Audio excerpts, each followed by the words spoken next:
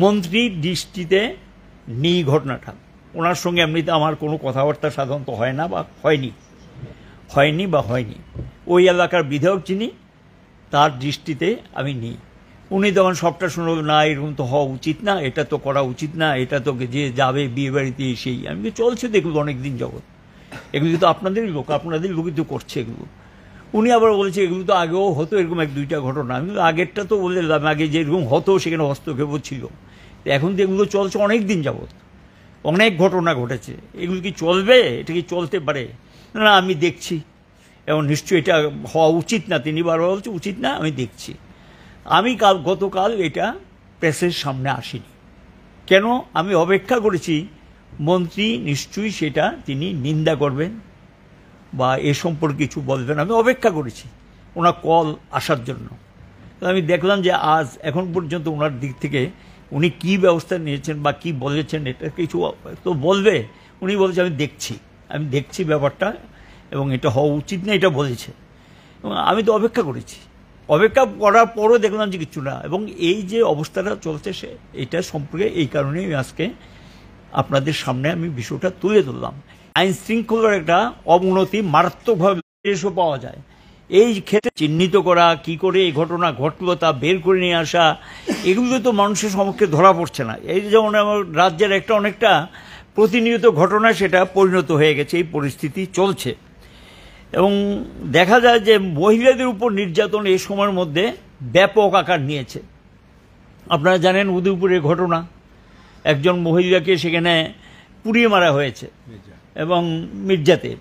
এবং তারপরে যেটা লক্ষণীয়, সিপিএমের একজন লোকাল কমিটির সম্পাদিকা পার্টির নারী নেত্রী, তাদের একটা সম্মেলন ছিল। আগের দিন তিনি বাড়ি শিশু, আপনারা জানেন যে করবুকের শুকনাছড়ি এলাকাতে সেই সন্তান বিক্রি করেছেন। যা পরে অবশ্য সেটা তাকে উদ্ধার করে ফিরিয়ে আনা হয়েছে। কিন্তু পরিস্থিতিটা কত গভীরে, কোন জায়গায় নিয়ে গেছেন রাজ্যের পরিস্থিতি, আর্থিক সংকটটা কত গভীরে, এর থেকে এটা বোঝা যাবা, বুঝতে কোনো অসুবিধা হয় না। এবং লক্ষ্য করা গেছে যে এই দুর্নীতির পয়সা টয়সা নিয়ে নিজেদের মধ্যে মারপিট টারপিটগুলো লক্ষ্য করা যায়। বিভিন্ন জায়গাতে মারপিট, তোলাবাজিকে কেন্দ্র করে এইগুলো চলছে। দুর্নীতি তো এখন প্রাতিষ্ঠানিক রূপ নিয়েছে, উপর থেকে নিচ, নিচ থেকে উপর, সর্বত্র দুর্নীতি চলছে। প্রতিদিন সংবাদ মাধ্যমে বিভিন্ন বিষয় প্রকাশিত হচ্ছে, কিন্তু সরকারের নিয়ম হল সংবাদ মাধ্যমে যদি কোনো কিছু প্রকাশিত হয় তা এনকোয়ারি দিয়ে দিতে হয়, এনকোয়ারি রিপোর্ট সংগ্রহ করতে হয়, সেখানে যদি কেউ যুক্ত থাকে তার বিরুদ্ধে ব্যবস্থা নিতে হয়। এই যে সংবাদগুলো একটার পর একটা দুর্নীতির অভিযোগ উঠছে, কয়টা ক্ষেত্রে ব্যবস্থা নিয়েছেন, কয়টা ক্ষেত্রে গ্রেপ্তার করা হয়েছে। ইভেন এই যে এএমসি আগরতলা পুর নিগমের যে 16 কোটি টাকা, এটারও তো এখন পর্যন্ত কোনো হদিশ আমরা নজরে পড়ছে না।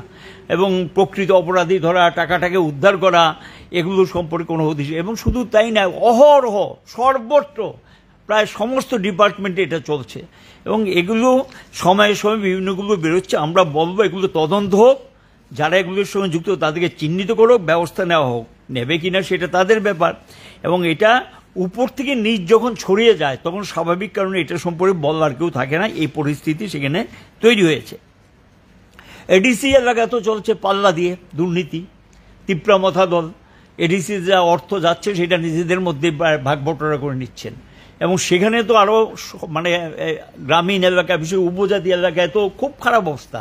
এবং সেখানে কাজ নেই, কর্ম নেই, কিচ্ছু নেই। এবং নানা দিক থেকে ইভেন এই যে রাবার চাষি, যারা রাবার টাবার চাষ করতেন, তাদেরও তো রাবারের দাম পড়ে গেছে। সর্বক্ষেত্রে একটা মানুষের উপর আর্থিক সংকটের বোঝা সেখানে বাড়ছে, পরিস্থিতি তৈরি হয়েছে।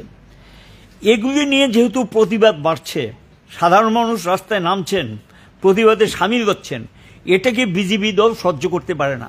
তারা তাদের ফেসিবাদী দৃষ্টিভঙ্গি থেকেই আমাদের অফিসগুলো আবার নতুন করে, এমন আগেও অনেক অফিস ভাঙচুর করেছেন, পুড়িয়ে দিয়েছেন, এবং অফিসগুলো খুলতে দেন এই ঘটনা আছে। এবং সেখানে লক্ষ্য করা গেছে তারা আপনারা শুনেছেন যে কমলপুরে 4-5টা অফিস তারা ভেঙে দিয়েছেন মাঝরাতে গিয়ে। তার খোয়াইতেও একই অবস্থা করেছে, মেইন শহরের ওপর থানার কাছেই এই ধরনের ঘটনা সংঘটিত করেছেন। এদিকে প্রতাপগড়েও এই ঘটনা তারা সংঘটিত করেছেন। মথারও একটি অফিস এই জিরানিয়া মহকুমার শান্তিনগর গ্রাম পঞ্চায়েতে একটা অফিস ছিল, সেটাও ভেঙে দিয়েছেন। এগুলোর সঙ্গে সব শাসক দল যুক্ত, শাসক দল এগুলো করছেন এবং সেখানে কোনো শাস্তি হয় না আসামিরা। তাহলে একটা স্বীকৃত রাজনৈতিক দল তার অফিস খুলে রাখতে পারবে না, অফিস ভেঙে দেবে রাতের অন্ধকারে গিয়ে। এবং এগুলো যে তারা গত 7-8 বছর ধরে করছেন, এটা কি চলবে? এটা চলতে দেওয়া যায়? এবং গণতন্ত্রের ল্যাশমাত্র নেই, যে এটা বোঝায় গণতন্ত্রের মুখোশটা আছে, গণতন্ত্রের ল্যাশমাত্র নেই, এটাকেই বলে যে নিউ ফেসিস্ট গভর্নমেন্টের দৃষ্টিভঙ্গির বহিঃপ্রকাশ।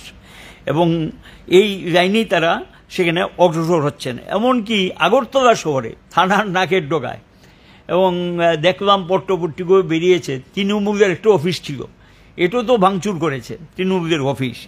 এবং এই হলো গিয়ে অবস্থা। অর্থাৎ যারাই বিরোধিতা করবে সরকারে বা কথা বলবে, তাদের রেহাই নেই। পরিষ্কার কথা, বিরুদ্ধ কোনো মত তারা টলারেট করতে পারছেন না। সাম্প্রদায়িক সুরসুরি, একদিকে হিন্দু মুসলিম সুরসুরি বিভাজনের রাজনীতি বিজেপি করছেন, আরেকদিকে মতা জাতি উপজাতির মধ্যে একটা যে ঐক্য সম্প্রীতি, এটা রাজ্যের উন্নতি অগ্রগতির অন্যতম প্রধান শর্ত। আমাদের রাজ্যে এটা ঐতিহ্য, এবং এখানে জাতি উপজাতির মধ্যে যে ঐক্যটা, এটাকে দুর্বল করার জন্য মথা যেমন উস্কানিমূলক কথাবার্তা, উস্কানিমূলক স্লোগান এই সমস্ত দিচ্ছেন। আরেকটা দল আমরা বাঙালি, এরাও লক্ষ্য করেছে কোনো কোনো জায়গাতে সেখানে পথসভা করে বা মিটিং করে ডেপুটেশনের নামে উস্কানিমূলক কথাবার্তা বলছেন। এটা আমাদের রাজ্যের শান্তি সম্প্রীতির ঐক্যের বিরোধী। আমরা এই জাতীয় সাম্প্রদায়িক শাসক দল বিজেপি যখন হিন্দু মুসলমানের বিভাজনের রাজনীতি করছেন, তীব্রমতা আরেক লাইনের রাজনীতি করছেন আইডেন্টিটি পলিটিক্সের নামে, আরেকদিকে আমরা বাঙালিও এক পথে করছেন। এগুলো আমরা মনে করি সম্ভবত এগুলি হেডকোয়ার্টার এক জায়গা থেকে পরিচালনা করেই এ রাজ্যের মানুষের সম্প্রীতি বিঘ্নিত করে মূল সমস্যা থেকে মানুষের দৃষ্টিটাকে অন্যদিকে সরিয়ে দেওয়ার জন্য এই পথ তারা বেছে নিয়েছেন, যে সাম্প্রদায়িক। এবং এখানে যা খুশি তাও, পরিস্থিতি যতই অবনতি হোক তাদের কিছু যা আসে না, এই পথটা তারা নেওয়ার চেষ্টা করছে। কদমতলা ব্লকের একটা গ্রাম পঞ্চায়েত, জুন মাসে এটা প্রধান উপপ্রধানের নোটিফিকেশন দিয়ে নির্বাচন হয়। সেই নির্বাচনে এই গ্রাম পঞ্চায়েতটার নাম হলো কালা গাঙের পাড়। এই গ্রাম পঞ্চায়েতটাতে নির্বাচন যখন হয় সেখানে 6-6 হয়, এবং তখন গিয়ে নির্বাচন অফিসার, সেটা পঞ্চায়েত আইনই আছে, সেখানে টস হয়। টসে প্রধান এবং উপপ্রধান দুইজনই সিপিআইএম এর নির্বাচিত হয়েছে। নির্বাচিত হওয়ার পর এটা নিয়ম হলো, যখন নির্বাচিত হয় সাধারণত 3 থেকে 4 দিনের মধ্যে একটা নোটিফিকেশন বের করে দেওয়া হয়। তারা যে নির্বাচিত হয়েছেন, যিনি রিটার্নিং অফিসার ছিলেন ডিস্ট্রিক্ট পঞ্চায়েত অফিসার সহ, তারা সেখানে সার্টিফিকেট দিয়ে দিয়েছেন, প্রধান ইলেক্টেড হয়েছেন, উপপ্রধান ইলেক্টেড হয়েছেন, এবং সেখানে উচ্চ পদস্থ অফিসারদের সামনেই এখানে এই ঘটনাটা হয়েছে। এবং নির্বাচিত পঞ্চায়েতে প্রধান এবং উপপ্রধান কাজ করতে গিয়ে কাজ করতে পারছেন না, তাদেরকে কাজ করতে দিচ্ছেন না। এই সম্পর্কে আমাদের বিরোধী দল নেতা সচিবের সঙ্গে, পঞ্চায়েত দপ্তরের সচিবের সঙ্গে কথা বলেছে, কেন আপনারা নোটিফিকেশন করছেন না। আমি ব্যক্তিগতভাবেও যেহেতু একটা সময় পঞ্চায়েত ডিপার্টমেন্টের সঙ্গে যুক্ত ছিলাম, এগুলি আইন টাইন সম্পর্কে কম বেশি একটা ধারণা আছে, আমি ডাইরেক্টরকেও জিজ্ঞাসা করেছিলাম কেন এটা কারণ আমরা দেখছি এটা দেখার তো কিচ্ছু নেই, ইলেক্টেড হয়ে গেছে, সার্টিফিকেট চলে এসছে, এটা কিচ্ছু না, একটা গ্যাজেট নোটিফিকেশন করা, কাজ শুরু করা। গত জুন মাসের পর ওই গ্রাম পঞ্চায়েতে কোনো রেগার কাজ, কোনো প্রকার কাজ, কোনো সরকারি অর্থ খরচ হয়নি। আর মজার ঘটনা হলো, সেই প্রধান উপপ্রধানকে কিন্তু আবার এখানে আগরতলাতে একটা সেমিনার হয়েছিল, তাদেরকে চিঠি দিয়ে আবার ডেকেছেন, তারা এসেছে, সরকারি নিয়ম অনুযায়ী এসছে। আর এই বিজ্ঞপ্তিটা এটা গিয়ে আমরা বললাম এখন অক্টোবর মাস, নির্বাচিত হয়েছে জুন মাসে, তাহলে এখানকার মানুষগুলো কি অপরাধ করেছে? এটারই প্রতিবাদে বিভিন্ন স্তরে বিডিও কাছে ডেপুটেশন দিয়েছেন, ডিএমএ কাছে দিয়েছেন, এসডিএম কাছে দিয়েছেন উত্তর জেলার, তারপরও কিন্তু সেখানে গিয়ে কোনো প্রকার ব্যবস্থা নেয়নি। সেখানে গিয়ে তখন ওইখানকার মানুষ এবং সিপিএম সিদ্ধান্ত নিয়ে একটা তারা রাস্তা অবরোধের আন্দোলনের ঘোষণা দিয়েছেন, পুলিশকেও আগাম জানিয়েছেন। এখানে গিয়েও বিজেপি একটা হামলা হুজ্জুতি তৈরি করার চেষ্টা করেছিলেন। শেষ পর্যন্ত এসডিএম যদিও বলেছে যে আগামী 7 দিনের মধ্যে যারা রাস্তায় বসেছেন তাদেরকে গ্রেপ্তার করেছিলেন, এবং তারপরে এখানে একটা প্ররোচনামূলক অবস্থা তৈরি করার জন্য বিজেপি সেখানে চেষ্টা করেছিল এবং সেখানে গিয়ে এসডিএম বলেছেন যে তিনি কাজ করার সুযোগ, আমরা চাইবো খুব দ্রুততার সঙ্গে পঞ্চায়েতে যারা আছে তাদেরকে কাজ করার সুযোগ করে দিই। এসআরআই এটা নিয়ে আমাদের নরেশবাবু আছে, তিনি বলবে, আমি আর এটাতে যাচ্ছি না, এবং অন্যরাও আছে তারাও বলবে এসআরআই নিয়ে, আর সরি এসআইআর নিয়ে বলবেন। এখানে আমি একটা বিষয় আপনাদের দৃষ্টিতে নিচ্ছি, যেটা গতকাল একটা অনুষ্ঠান, একটা বিয়ে বাড়িতে, সেটা হলো জিরানিয়া মহকুমার শচীন্দ্রনগর গ্রাম পঞ্চায়েতে, এখানে এই কালী চৌমুনি বলে, এটা মান্দাইয়ের পাশেই, একবারে মান্দাইয়ের পাশেই। ওখানে একটা নিমন্ত্রণ ছিল বিয়ে বাড়িতে, আমারই খুব পরিচিত, তারা মারাত্মকভাবে মানে অনুরোধ করেছিল যাওয়ার জন্য। আমি এবং আমার স্ত্রী দুপুরবেলায় এখান থেকে রওনা হই 12টা নাগাদ।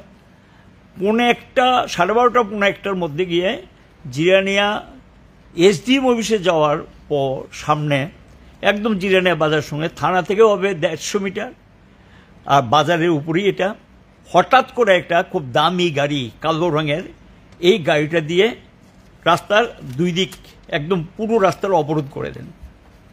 অবরোধ করে দেওয়ার পর স্বাভাবিক কারণে আমার গাড়ি থামিয়ে দিতে হয়েছে।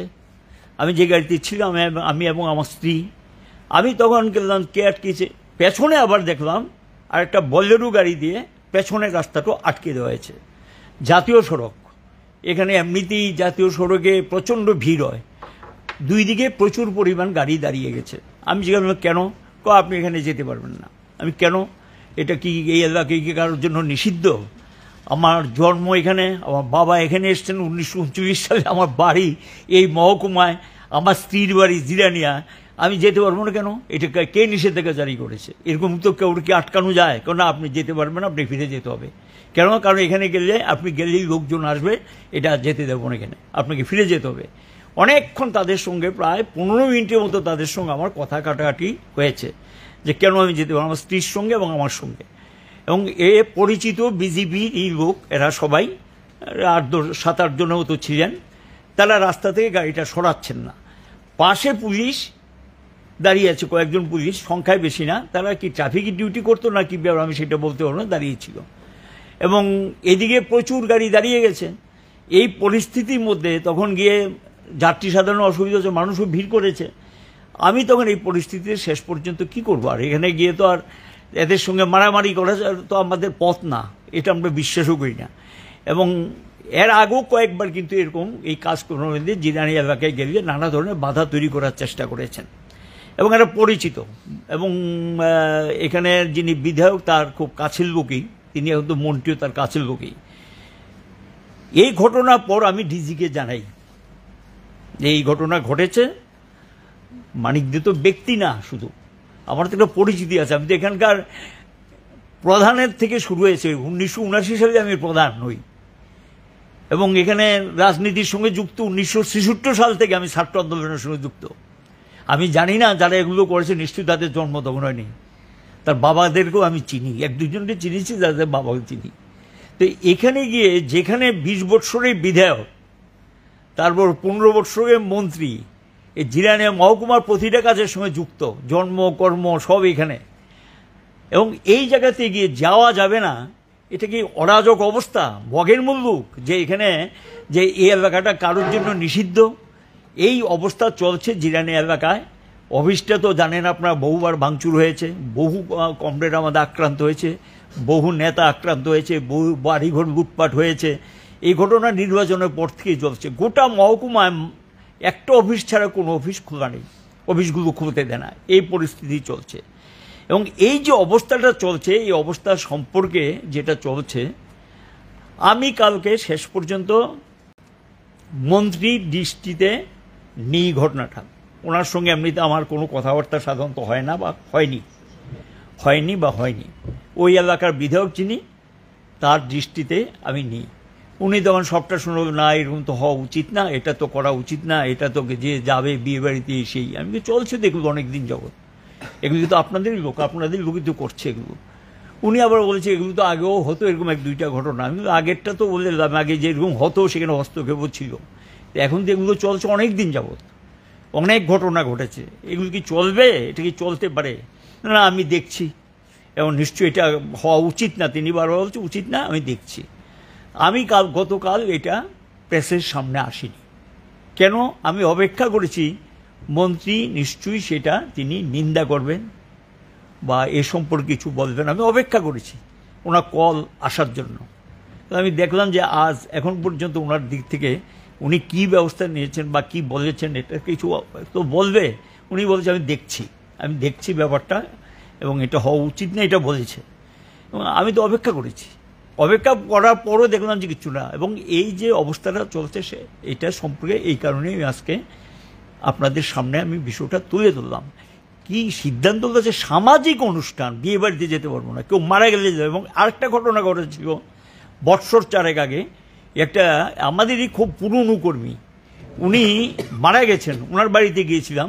সেখানে গিয়েও যে না এই মারা গেলে বা যাই কিছু এগুলো আমরা দেখবো, এখন আপনার আসার দরকার নেই, আপনি তো অনেক বছর দেখেছেন এলাকাটা তৈরি হয়েছে, আমরা দেখবো, এগুলো বলার চেষ্টা করছি। কিন্তু আমি সেখানে গিয়ে কিন্তু এটা বলেছি যে না, এবং এখানে গিয়েও কিন্তু প্রতিবাদে সামিল, এবং আমি প্রতিবাদ করেছিলাম যে এটা করবেন না। তো এই যে ঘটনাগুলো এটা চলছে, এখন মুখ্যমন্ত্রী, রাজ্যের স্বরাষ্ট্রমন্ত্রী, তিনি স্বরাষ্ট্র দপ্তর দেখেন, তিনি পুলিশকে চালান, ওনারই একজন মন্ত্রীর এলাকায় এই জাতীয় ঘটনা ঘটছে, ওনার দৃষ্টি তো অনেকবার নিয়েছি আমরা, এই জাতীয় ঘটনা যে এলাকায় চলছে।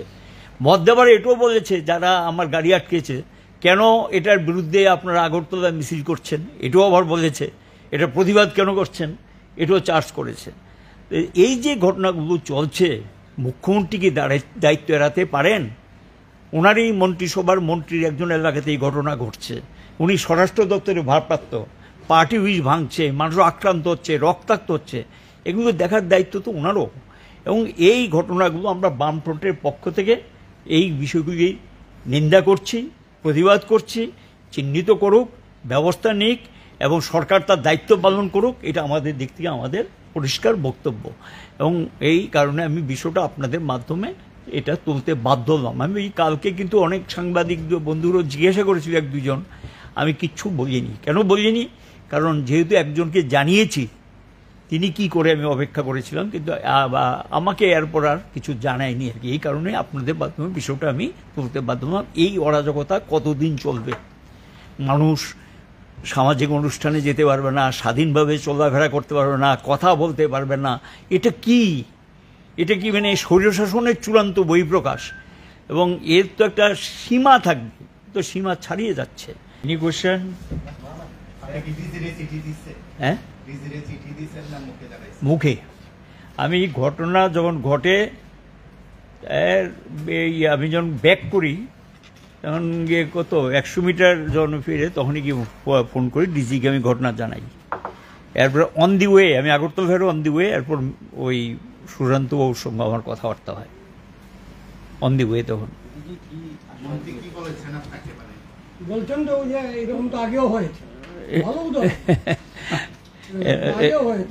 আগে যে যদি আগে তুমি অদম তাই বলি আমি উত্তম হইব না কেন, কিন্তু ওনাদের হচ্ছে তুমি অদম তাই আমি আরো নরদম, আগে মানে 18 পর থেকে তো অনেক ইনসিডেন্ট হয়েছে।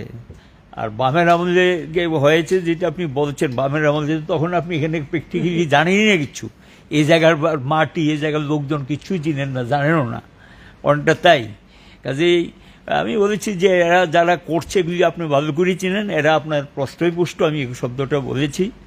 উনি তখন বলেছে প্রশ্রয় দেওয়ার কোনো প্রশ্নই আসে না, আমি দেখছি, আমি এটা সম্পর্কে ব্যবস্থা নেব বা দেখছি, এই শব্দ ব্যবহার করেছে। তো আমি স্বাভাবিক, কারণ একজন মিনিস্টার যখন বলে তার প্রতি সম্মান জানিয়ে কালকে প্রেস আমাকে জিজ্ঞাসা করলে আমি কোনো মন্তব্য করি নাই। আমি ভেবেছিলাম উনি কি দেখেছেন এটা আমাকে একটু জানাবেন বলে আমি আশা করেছিলাম, কিন্তু জানাননি। এই কারণেই আজকে ইতিমধ্যে পত্রিকায় বেরিয়ে গেছে, 2 না কয়েকটা পত্রিকা আমি দেখলাম, আর ফেসবুকটুকুও বেরিয়ে গেছে ঘটনাটা। তো স্বাভাবিক কারণে তো এর চুপ থাকা যায় না, আমাকে তো জিজ্ঞাসা করলে কিছু বলতে হবে ঘটনাটা। এই কারণে আমি আজকে আপনাদের সামনে ঘটনা তুলে ধরলাম। এটা জিরানিয়াতেই রয়ে গেছে। জিরানিয়ার মানে এই 18 পরে জিরানিয়াতে যা চলছে, এই কথাগুলো যে বারবার বিভিন্ন দিক থেকে আসছে, এবং এটা কালকের ঘটনা আবারও প্রমাণ করলো ওই জায়গাতেই রয়ে গেছে, তার কোনো পরিবর্তন হচ্ছে না। এখানে এই দায়িত্ব তো এখানকার যারা নির্বাচিত প্রতিনিধি এড়াতে পারেন না, এই দায়িত্ব তো তাদের কম বেশি বহন করতে হবে।